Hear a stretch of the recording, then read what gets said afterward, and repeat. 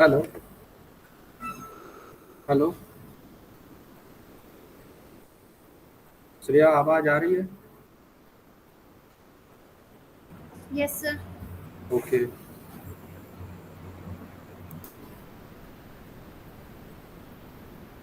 हम लोग टेस्टिंग कर रहे हैं थोड़ा सा। अंकित जी को कॉल कर रहा हूँ।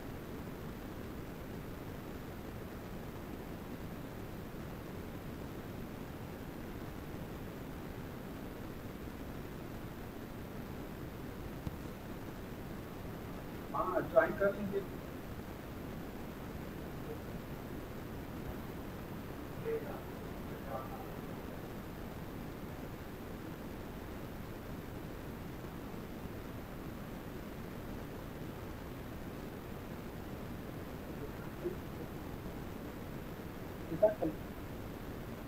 नहीं, इसमें अपने बंद करिए files.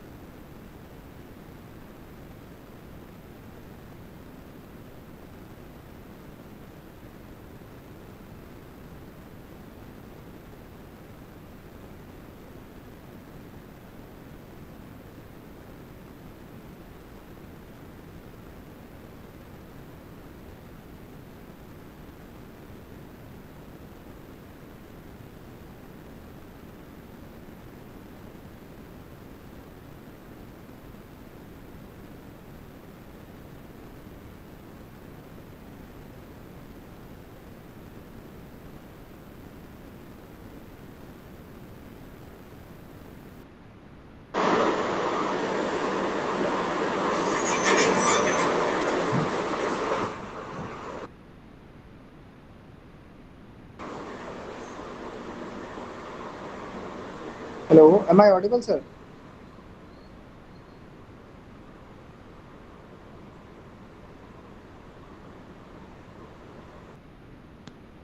Hello, sir, am I audible? Yes, sir. Okay, ji sir. Ji sir. ठीक ठीक है sir. So shall I sir, start, sir, link or shall जाइए I start? दोनों ईमेल आईडी पे sir. Hello. So we are waiting for other students to join. Okay, so I will wait for 5 to 10 minutes. When you give me a go ahead, I will start.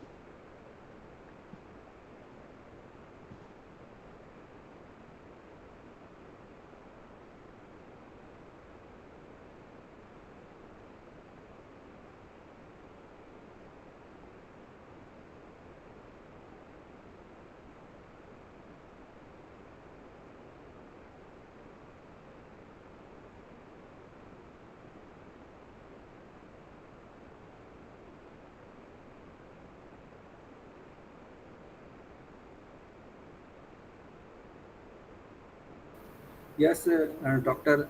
Ankit, please share your slide and, and please check. Okay, sir, I will start sharing my slide. Are you able to share your slide? Please tell me. Just a minute, sir.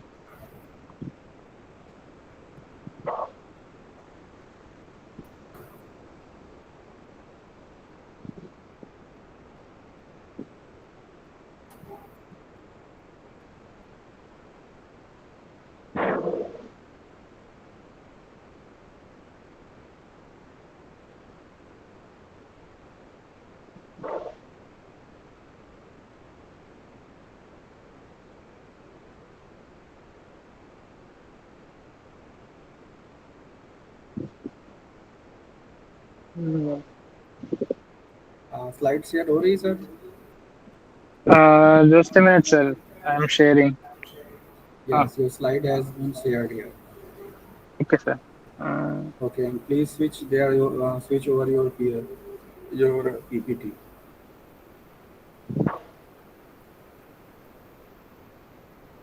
so is it visible, sir? Yes, is it visible? Okay, and we are waiting for our principal sir. Still, we have 3 minutes. Okay. Hence, actually,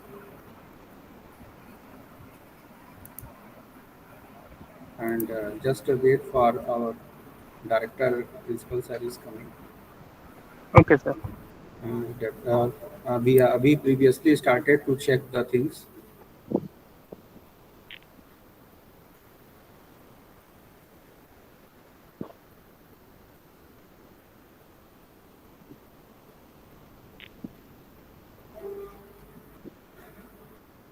Hello, hello, Ji, Shreya. sir. Hello, Shreya. Yes, sir. We will start program at sharp 2. Okay. Okay, sir.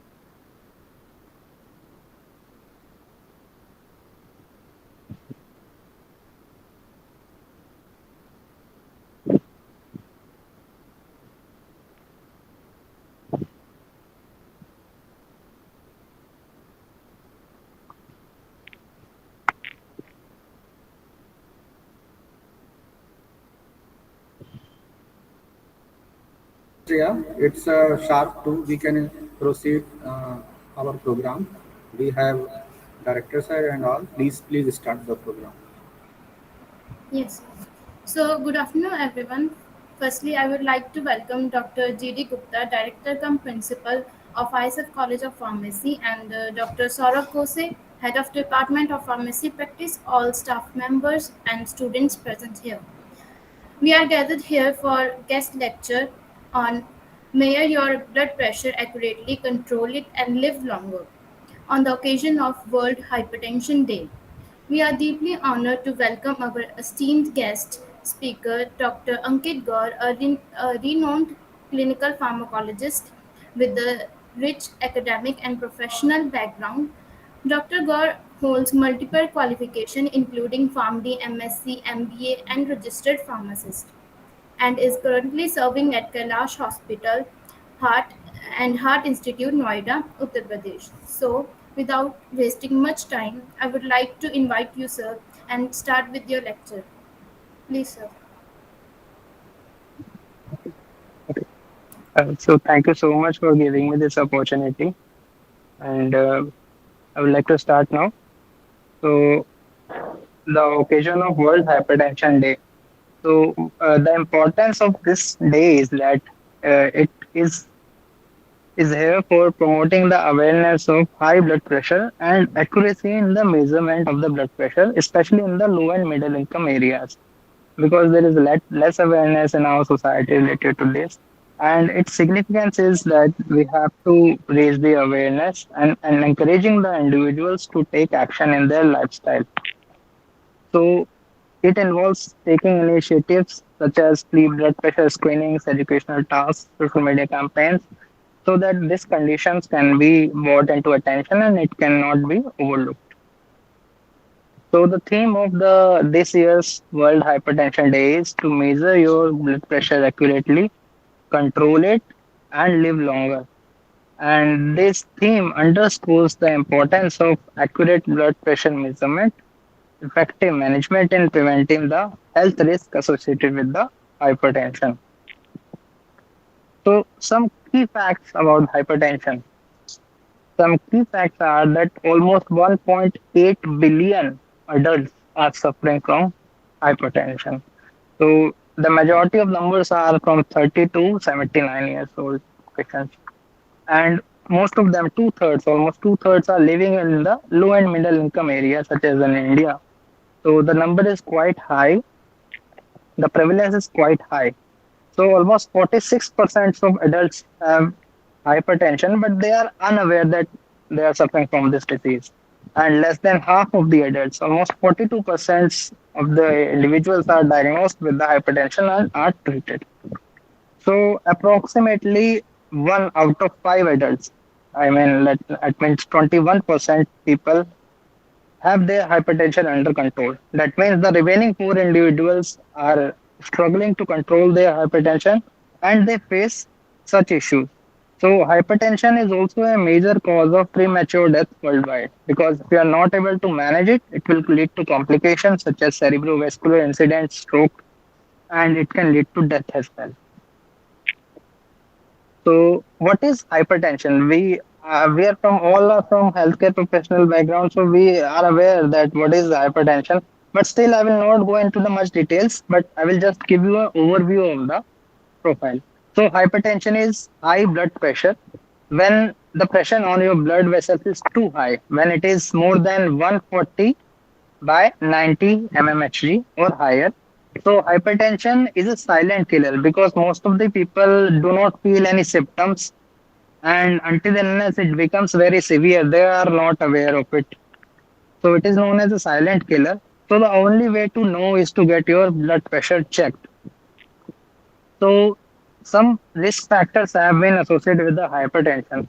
So these are some common risk factors like old age. People who are more than 65 years old can suffer from it. If you have a genetic history, like in your family, if somebody has the illness, there's a good chance that you might be affected from it. If you are overweight or obese, then it can also lead to hypertension. And if you're not physically fit or active, let's say if you have a sedentary lifestyle, if you sit in the seat for a long time, so it can also cause it. And if you're taking high salt diet, like most of the people now opt for the fast food, so it can lead to hypertension in the long run and drinking too much alcohol. So alcohol drinking is also a major problem that can lead to hypertension. So symptoms of hypertension. Well, there are many symptoms, but four of them are major. So most of the people do not feel any symptoms until unless their blood pressure is very high. Let's say if it is more than 180 by 120 or it is higher, then they will start feeling the symptoms. And these are the symptoms they will feel. So severe headache, difficult bleeding, anxiety, and blurred vision. So these are the four common symptoms that people can have, and it will indicate that their blood pressure is not under control. So for diagnosis of hypertension, you need at least more than at least two readings on the different occasions, or you can need more readings of the blood pressure to make the diagnosis of hypertension. So blood pressure categories as as per the JNC 9 guidelines, these are the blood pressure categories. That's how we can differentiate which type of hypertension people have, which stage it is. So if your blood pressure is less than 120 by 80, which we all know, then it is normal. If it is more than 120 by or 1 or 80, then it is elevated. If it is more than 130 by 90, then it is hypertension stage 1. If it is higher than 140 or 90, then it is hypertension stage 2. Or if it is more higher than the 180 or 120, then it is hypertensive crisis. So in this situation, patient need to go immediately to the emergency to the hospital. They need to be hospitalized. Their blood pressure need to be controlled. Otherwise, they will have the stroke or aneurysm or any cerebrovascular incident which might jeopardize their life. So types of hypertension. Although hypertension have many major types, I have tried to summarize on the major aspects only. So number one type is primary hypertension. So primary hypertension is also known as essential hypertension, because in the past it was thought that this much blood pressure is required for adequate perfusion of the organs. That's why we are naming it as an essential hypertension. But the research find out that it was not necessary. So primary hypertension means that high blood pressure which is not related to any other medical condition. Let's say if a patient has only hypertension, if it is not related to any medical condition, then it is known as primary hypertension. If it is related to any medical condition which is causing the hypertension, then it will known as secondary hypertension. So most of the adults have this type of hypertension, primary hypertension, and based on the years on this topic, there is no known etiopathogenesis. So there is no known specific cause which might lead to this disease. It develops over time because if risk factors are there, if control is not there, over time it will cause this. So it is thought to be a combination of genetics, diet, lifestyle, and age. All these four factors plays a major role if you are going to get the disease or not. Second is secondary hypertension. So this hypertension can occur quickly and it is more severe than the primary hypertension. And many conditions are leading that are causing this hypertension.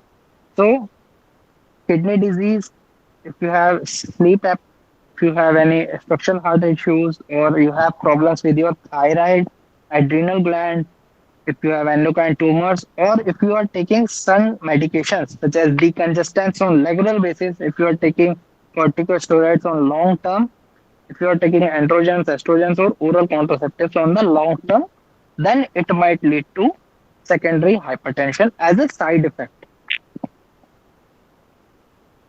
So third type of hypertension is known as resistant hypertension.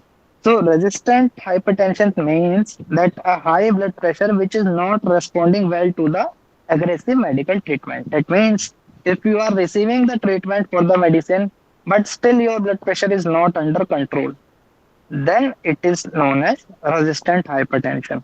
So we have a criteria of those patients who are fulfilling this criteria are categorized under the resistant hypertension. So number one criteria is if someone is taking three or more medications at their maximum dose, then it is known as resistant hypertension. Or if someone is taking a blood or water pill or diuretic in their medications, then if they are not able to control their blood pressure, then it is known as resistant hypertension.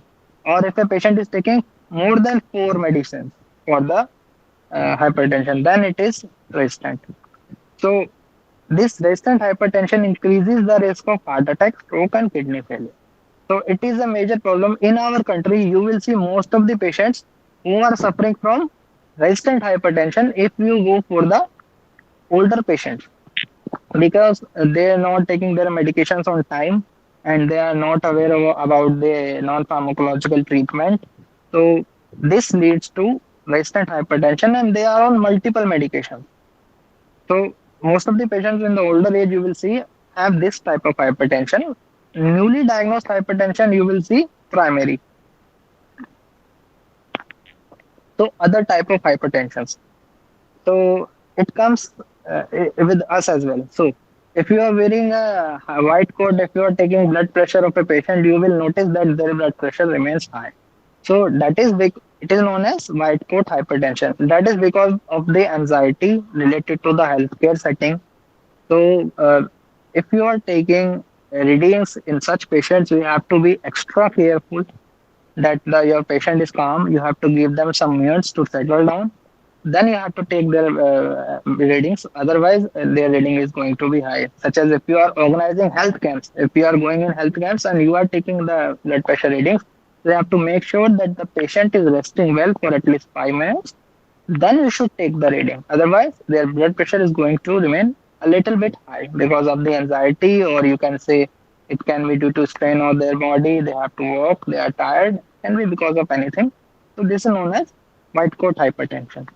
Then another term is masked hypertension. Masked hypertension means that the blood pressure remains normal if you are checking in a healthcare setting, but the readings is elevated at home. It is quite opposite of the white coat hypertension. So it is quite opposite of the white coat hypertension. And let's start with the correct way to measure blood pressure, because our theme is to measure blood pressure accurately and control your hypertension. So we have to focus on this aspect as well. So if we are going to take readings, there are many ways that you have to make sure uh, to take accurate reading. Number one is that you have to make sure that your patient is prepared for the essential steps. Even if you are taking the reading at your home, in your society, anywhere, so you have to make sure that these conditions are met first, then take the reading. Otherwise, your reading will be inaccurate and you will be using medication inaccurately. So number one is, first of all, make sure that the patient has an empty bladder. So if your bladder is full, your blood pressure reading will be at least 10 to 15 mmHg higher. So your patient needs to have an empty bladder before taking any measurement. Number one. Number two, they should not have taken any stimulants before taking the reading. At least 30 minutes gap should be there. If they have taken any tea, caffeine, or nicotine or alcohol, you have to give some time. Otherwise, your reading will be higher. Number three is, the patient needs to at least rest for 5 minutes in the settle down. They have to settle down for 5 minutes, because in the excited state, or the body is in the movement, then if they are tired, then there will be exertion on their body, and it is going to place strain on their body, and their blood pressure will be high. So number fourth is, remove any restrictive clothing. So make sure when you are measuring blood pressure, there is no tight cloth on the arm, or you have, or the sleeve is not rolled. Most of the patients sometimes wear shirt or kurta, or you can say suit, and if you roll up the sleeve, it is going to become tight and it is going to obstruct the reading process. So reading will be higher. So if you want to measure accurate reading, make sure that the patient has loose clothes, so that you can easily place the tourniquet on them. Sorry. And number five is, find a quiet environment. So your patient should be in a quiet environment, free from distraction and noise, so that they do not have any white coat hypertension. So this is the number one step. Number two step is, make sure that your patient is in the proper position. So proper position plays a major role if you are going to take the readings in the patient. So make sure that your patient is sitting upright. If they are sitting on a chair with a back support, and they are in a correct position, they are not sitting on a stool or a couch edge, which happens in the hospital. If you see that most of the patients sits on the stool, they do not have any back support. So in this way, if they are going to take the reading, it is going to that you affect your measurement. Number two is, feet flat on the floor. Make sure that your patient has flat feet, both feet on the ground. They are not in a cross-legged position. Like we Indians have a tendency to sit cross-legged. So make sure this is not also happening. Number three is arm support at the heart level. So if you are measuring blood pressure, your patient needs his arm on the table at resting position, not too high, not too low, because it can alter the reading at least 5 to 10 mmHg. So make sure that your patient arm is resting on the table well. It is not high, not low. Number four is to remain silent. So make sure that your patient is not talking.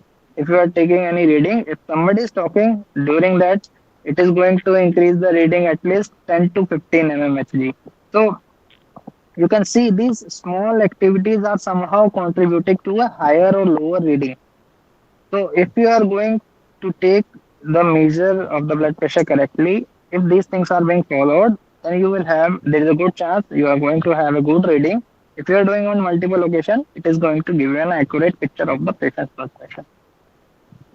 So this is the position that the patient has to sit. So see, both legs are on the ground. They are not cross-legged. The patient's arm is resting well on the table, and the patient is in a relaxed position.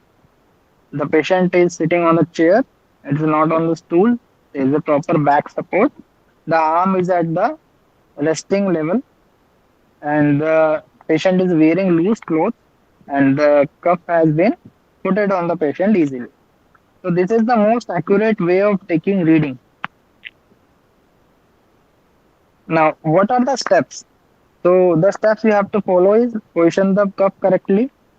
So place it on the bare skin almost 1 inch above the bend of the elbow so that readings are correct. Second, secure the elbow, secure the cuff. You should secure the cuff. It should not be too tight. It should not be too loose.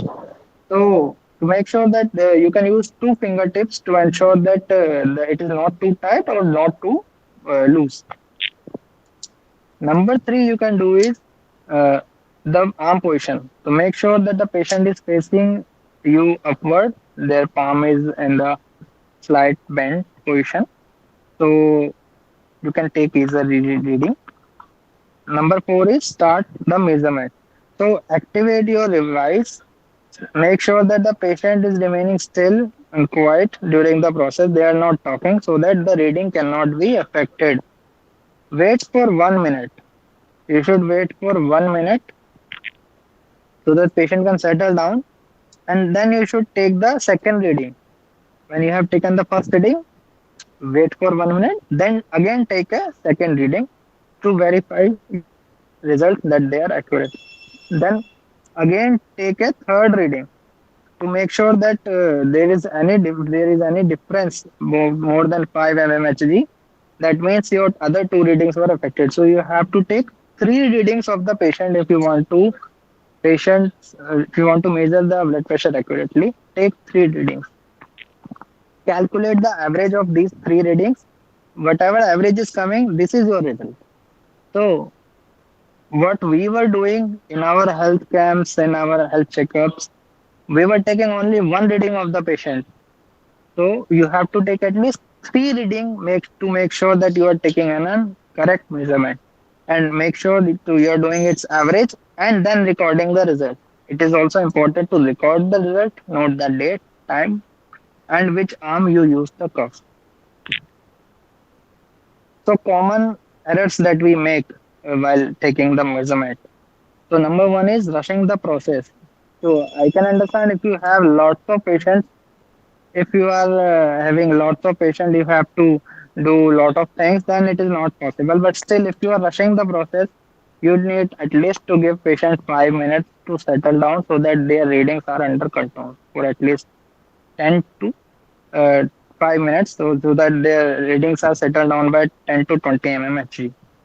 The positioning of the cuff, the positioning should be in the correct positioning. It should not be in an incorrect position. And poor body position. If your patient is slouching, if their legs are crossed, if the arms are not supported, this is going to give you an incorrect reading. So taking only one reading. If you are taking only one reading, then it is going to vary. So if next time patient is coming, they are going to say, okay, you have not taken the right reading, my blood pressure remains this, and you are taking this reading. So to avoid such situation, it's better to take three readings, give them 1 minute gap, then again take the reading, give them the average in consistent time. So if you are taking a reading in a different time, then it is going to give you a different variation. So if you are measuring the blood pressure on the same day, same time, then if you are taking on the next day, then it should be on the same time so that you can get the clear picture that you are taking the right reading. So, how you can control your blood pressure? Now, it was about the diagnosis, the symptoms, the prevalence, the theme, and which step you should take to measure the blood pressure. Now, how you can control it? As a healthcare professional, we all are aware of what we have to do, but still we are not able to, do the right thing. So you should use this opportunity to counsel people in your society. Whatever you are learning today, you should implement this in your society, in your community. Ask your guards, ask your housekeeping staff, ask your community members, ask your neighbors, ask your friends if they reach you out for counseling, then you should give them this counseling because most of the patients are receiving medicine from the doctor and they trust their doctor. But their doctors, they do not have time to counsel them on the non pharmacological treatment on their lifestyle. As a healthcare professional, you can make an impact on their life. Just small things you can do for them, and these small things is going to change their lives in a big way. So if you can counsel them on these points, then you will see in the long run they will benefit from it. And as a healthcare professional, if you are giving something back to the community, then it is going to be a really wonderful job that you are doing. So make sure to use these points. So number one point is taking medications on time. So if you are counseling the patient, make sure to counsel them on taking their medications on time. Medication adherence is one of the biggest problem for resistant hypertension. Most of the patients are getting resistant hypertension because for years they do not take their medicine on time. That is the major reason. The negligence part can be there, the understanding part can be there, the lack of knowledge part can be there, but still, medication adherence still plays a major role. So, counsel your patients on the medication adherence. Number two, how the patient can control their blood pressure is weight loss. So, weight loss is an effective strategy. Even not just in case of hypertension, in diabetes, it can be dyslipidemia, it can be any disease. Weight loss is the must. So if even if patient can you lose 5 to 10% of their body weight, it can lower their blood pressure in the long run, and it is very beneficial. So you should counsel your patients on losing their at least 5 to 10% body weight. Now, why we are asking for 5 to 10% only? Why we are not asking them to lose at least 30%, 40% of their body weight? So the problem is research shows that a healthy weight loss in the long run, if you want to sustain it, it should be 5 to 10%. If your patient is undergoing extreme weight loss for at least, let's say, 30 to 40%, then there is a good chance they are going to regain that weight after 1 year or 2 years. So, for sustainable weight loss, like for maintaining their weight, they should lose at least 5 to 10%. And to avoid nutritional deficiencies as well. Sometimes people opt for unhealthy ways to lose weight and they lose their nutrient reserves because now they are not taking proper diet, so they are in nutritional deficiency. Then it further leads to any diseases, any other diseases which are associated with it. So make sure that the patient you are counseling them to lose only 5 to 10% of their body weight, present body weight. Okay, let's say if I have 70 kg weight, then you should counsel me to lose only 3 to 7 kg of my body weight. Now, third point is physical activity. So, physical activity, we all know that the WHO recommends you to walk for at least 8,000 steps per day. That is for our cardiac. But if you want to control your high blood pressure, then the physical activity should be at least for aerobic exercise, it should be at least 150 minutes per week of moderate intensity. That means the patient should walk for 30 minutes on daily basis for 5 days at least. A brisk walking they can take just for the morning walk in the evening or in the morning if they want to take 30 minutes walk for 5 days they have to do. Only then they will be able to control their blood pressure. Strength training. So they have to do strength training for 2 to 3 sessions per week. So strength training means it's not about doing gym. It's about doing the right exercise of so that they can strengthen their muscles. So it is going to put a little bit strain on their heart. It is going to give them a good workout.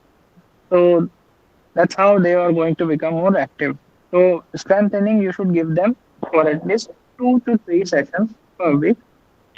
Number three is uh, the sedentary lifestyle. So for us as a healthcare professionals, and for some people, those who have to sit for a long time on the chair, if they have a sedentary lifestyle, let's say in case of adult older patients, they usually rest on the home and they watch TV. They do not go anywhere. If they have less social circles, if they are not going out much more, if they are unable to do it for many reasons, but still that sedentary lifestyle is going to contribute in their high blood pressure. So make sure that the patient is encouraged to move throughout the day, like at least on every hour you have to move. Even if you are sitting in the chair, and every hour you have to move out of your chair. And you should encourage to take stairs instead of lift, if your patient is able to do it. And as an adult, I will encourage you to as well take stairs instead of lift, so that you can have a physical activity, and walk instead of taking bike for normal chores. So it is better to take cycle or take walk for doing normal chores of home.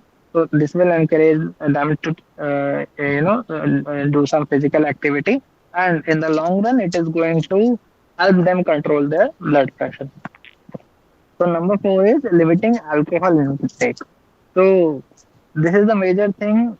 If the patient is addicted, or if they have poor coping mechanisms of dealing with stress, they are going to opt out for alcohol. So you should encourage them to abstain from alcohol intake, because alcohol can lead to elevation of the blood pressure for at least 10 to 20 mmHg, which is a significant number. So you should counsel them to avoid it. So number five is smoking cessation. So the research has shown that the smoking cessation itself does not leads to high blood pressure, but still it is one of the leading contributing factor in case of cardiovascular risk or hypertension. So ask your patients to quit smoking, so that their lifestyle is healthy, they're able to live healthy, and their blood pressure is under control, and other factors which are contributing in the hypertension are lowered. The risk is lowered. So number six is sleep quality. Now this is the major problem that we all of us suffer as a human being, or those who are as the working adults, or in the older patients. So they do not sleep. They do not get a good quality sleep. So you need to sleep at least 7 to 9 hours per day, per night. You have to sleep at least 7 to 9 hours. Seven is the minimum number, nine is the maximum. So 7 to 9 hours you have to sleep. If you are sleeping properly, then your blood pressure is going to remain under control. Now there is a different mechanism that is leading to it, which I will not discuss here because of time constraint. But still, sleep quality is a major thing that you can counsel your patients on. If your patient have any sleep disorder or sleep apnea, then it is going to impact on their sleep quality, and they will not be able to sleep well. So for the older patients, some older patients suffer from lack of sleep, that they have very reduced sleep. So you can help them, giving them non pharmacological interventions, or you can ask their doctor to give them something, so that they can sleep on time on, and at least get some quality sleep. So this will help them control their blood pressure. So number seven is stress management. So stress management is one of the, you can say, a major point. Most of the people we suffer from the stress because we have a high pacing environment. There's a lot of competition. There's a lot of demands in our job, in our life as well. So we have to compete for many things. So for the stress management, you can do meditation, deep breathing, yoga, mindfulness to lower your blood pressure. Now, all of us have known this. We all of us hear in news and read the articles about this. But what is actually these techniques? So I will discuss only deep breathing technique here, which you can use in your life uh, to reduce your stress and better manage it. So this is a deep breathing technique. So this technique is used for it's for calming yourself if you are in a stressful situation. Let's say if you are having anxiety, if you are in a panic situation, if you are not able to breathe, if you are having any difficulty in dealing with the stress of daily life, you can use this technique anywhere. You do not need anything. What you have to do is simple. You have to sit down or lie down, or you can do it you can do it on a standing position as well. You have to be comfortable. Simple. Close your eyes, and what you have to do is place your hand on the stomach and then start breathing deeply. And you should notice rise and fall in your inhalation and exhalation. Simple. So you have to inhale for 4 seconds. Do slow inhalation with your nose. Inhale slowly with your nose for 4 seconds. Then hold your breath for 4 seconds. And then you should release that breath for 6 seconds. Like slowly, you have to release. 4 seconds inhale, 4 seconds hold, 6 seconds release. Exhale. 4, 4, 6. Just remember this number. So these are the steps how you have to do it. Inhale slowly from your nose for 4 seconds. Pause. Hold the air in your lungs for 4 seconds. Then exhale slowly from your mouth for 6 seconds. Then you have to practice this for at least 2 minutes. On daily basis, you have to do for 5 to 10 minutes. So you should counsel your patients on using this deep breathing technique. And this technique can be applied on in any situation. Like if you are suffering from anxiety, panic, or stress or depression, if you are unable to focus, let's say some of you are students, right? So if you are not able to study properly, if you want to regain your focus, you can use this technique as well. I work as a counseling and family therapist as well, so I recommend these techniques in my patients. So I teach them this relaxation technique as well. So you can use this technique to control blood pressure as well. You can teach it to your patients, and you can use it as well for yourself in your life as well. And you need to give at least 5 to 10 minutes for this technique to work, because your mind is running constantly, you have to calm it down. You need at least 5 to 10 minutes. So if you are breathing too fast, then it is not going to work. So you should count slowly in your head and make sure you are not breathing too fast. And make sure you are not counting your breaths. If you are going to count your breaths, it is going to take your mind off your anxiety. Not going to take your mind off anxiety, and it will help you, and it will not be able to help you.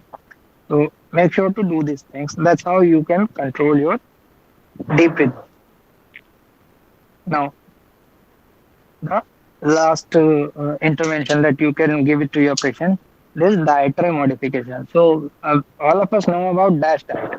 DASH diet is known as dietary approach to stop hypertension.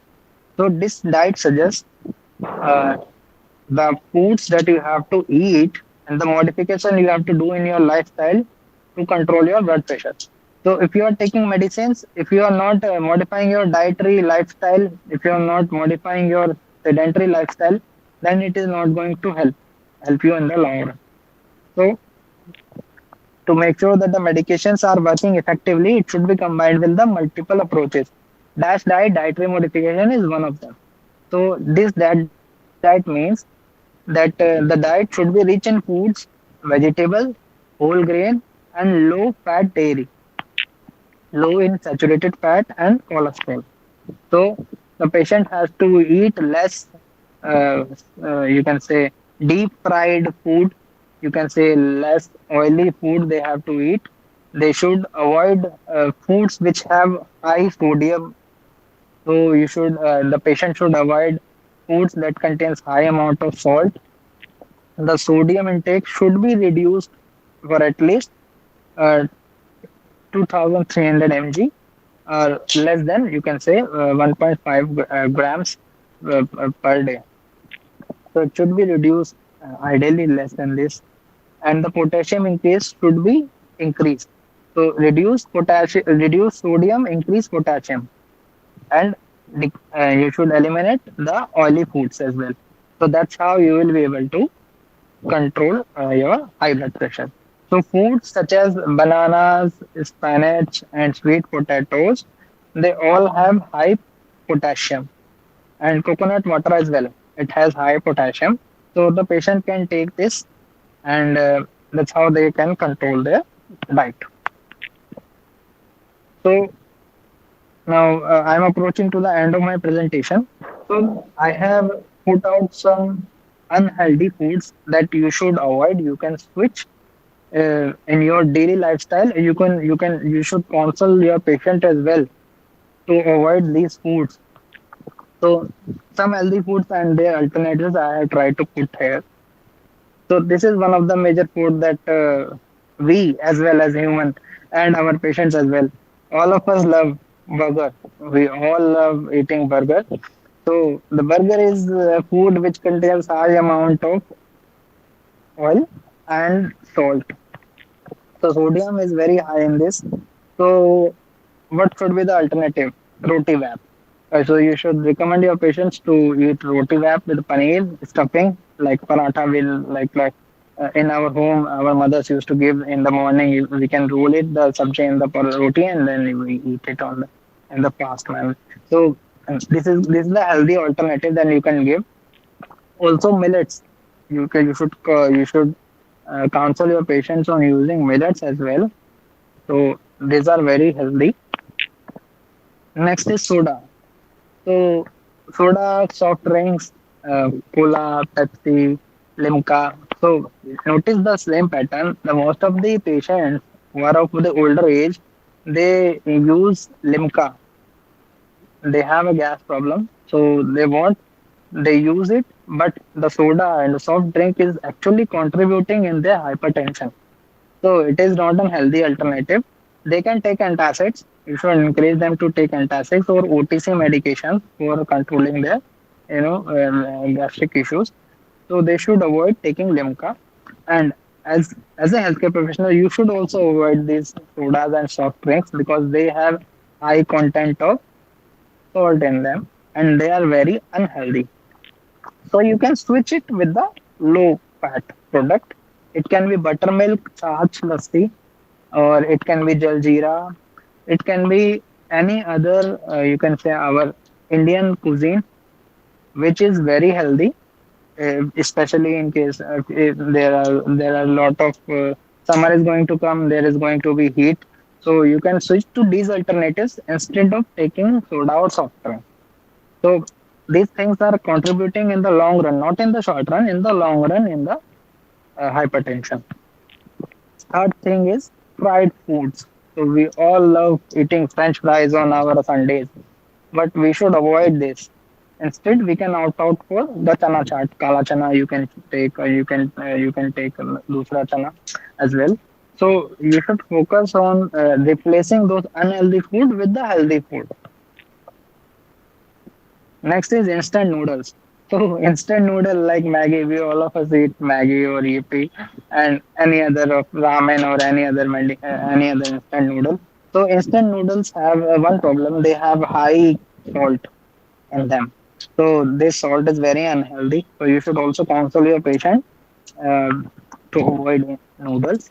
They should opt out for besan chila. They can opt out for besan chila. So chila is very easy to make. It is very healthy, and you can add multiple items to it if you're cooking. So it is like in instant food. If you for a breakfast you are opting for instant noodle, you should opt for besan chila.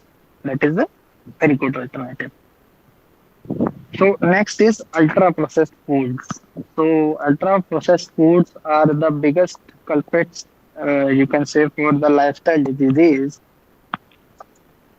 Chips or the fast foods or sorry, packaged foods which are coming, ultra processed foods in the market. They have high salt. They are deep fried and they are very unhealthy. So you can opt out for moong sprouts or the salad. That's how you can replace this unhealthy diet. These are just some alternatives that I am suggesting here that you can give it to your patients. You can ask them to take this, and you can also implement this in your life if you want to stay away from the hypertension. So, ultra processed foods have high sodium content. They are deep fried. They have high amount of trans fats in them, so they are really unhealthy. So this is the alternative that you can do.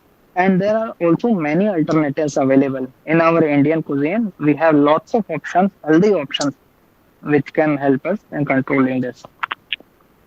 So these are the references, and thank you so much.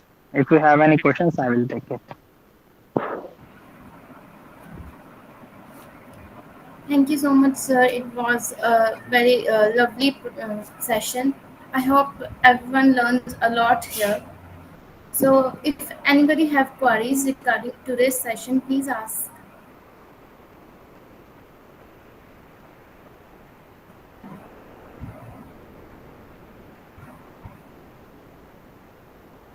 I hope the lecture was not boring.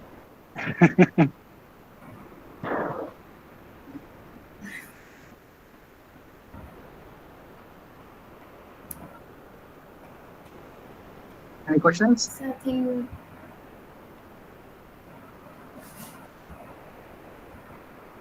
Dr. Madhavji, please check any queries on our YouTube live channel.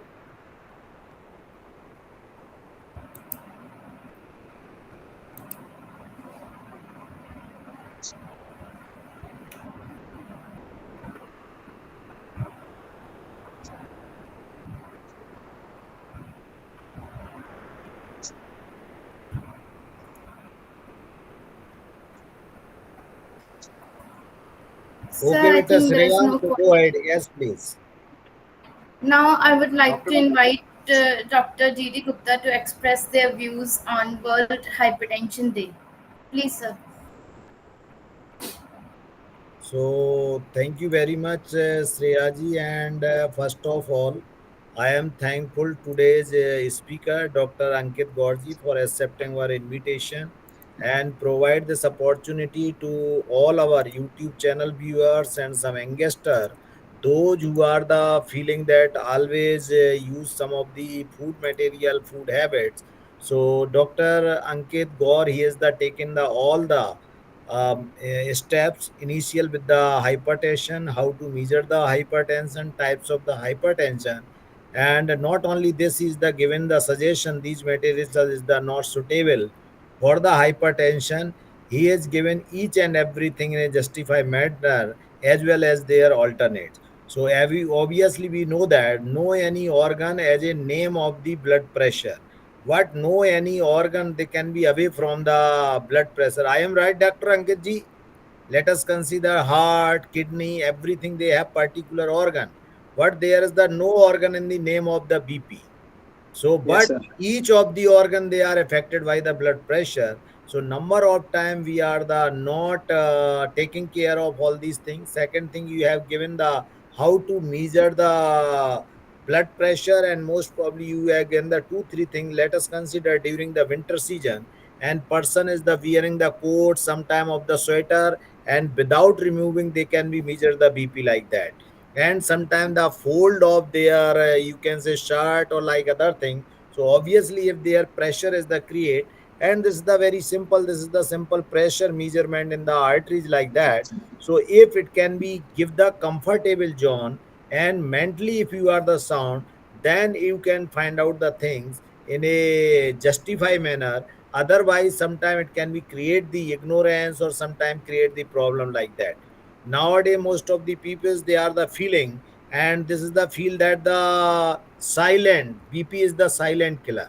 Number of time we can avoid this types of the, let us consider the value of the BP is the normal is the 120 to 80 like that, upper and lower. But nowadays we have the mentally fixed this value, this is the 120 to 30, because we are in the working condition and we are the working in the very fast life like that. So this is the 130 is the okay.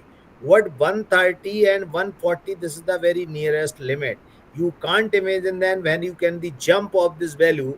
So after that time you feel that sometime of the difficulty, maybe the heart attack it may be possible. Sometimes of the other organ they can be also affected continuously of the blood pressure regulating in your body in a higher manner, than it can be also affect so many organ including the eye, including the heart, including the kidney or the liver function.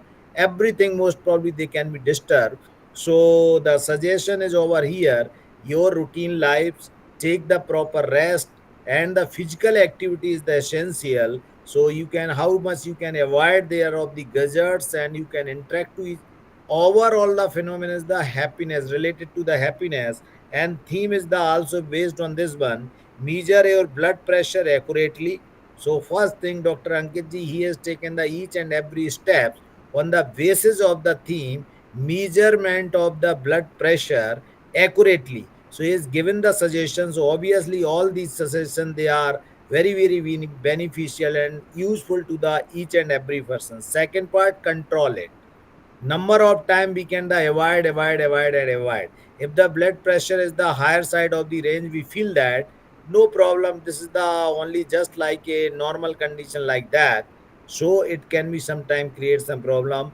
Live longer without any BP. If you want to serve your life, if you want to the things in a normal behavior and normal life, then BP is the one of the most important component of number of the disease. So I hope that number of the faculty members, students, and it can be available on our YouTube channel.